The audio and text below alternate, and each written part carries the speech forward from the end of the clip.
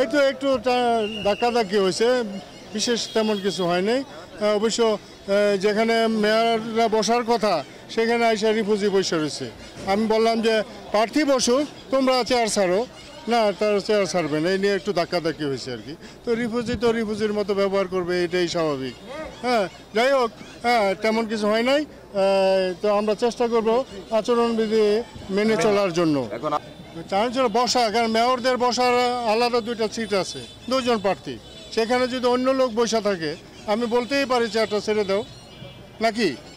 এটা বলার পরেই তারা উত্তেজিত হয়েছে, শুরু করছে এই ঘটনা। বললো যে সবাই আচরণবিধি মেনে চলবেন, ভবিষ্যতে এমন হলে আমি কাউকে ছাড় দেব না।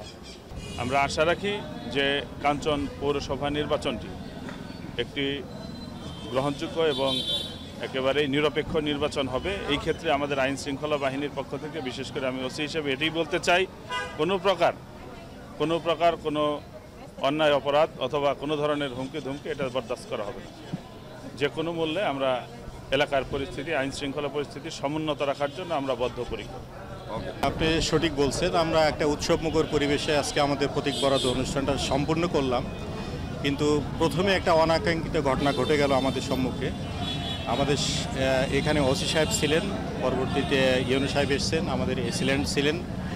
আমরা চেষ্টা করেছি তাদেরকে নিবৃত্ত করার জন্য, যেহেতু এটা আমাদের সম্মুখে ঘটেছে এবং প্রারম্ভিক অবস্থায় আছে, আমরা তাদেরকে সতর্ক করে দিয়েছি এবং পরবর্তীতে যদি তারপরেও ওনারা করে, আমরা কঠোর হস্তে দমন করব এবং নির্বাচনী আইন বিধি যথাযথভাবে প্রয়োগ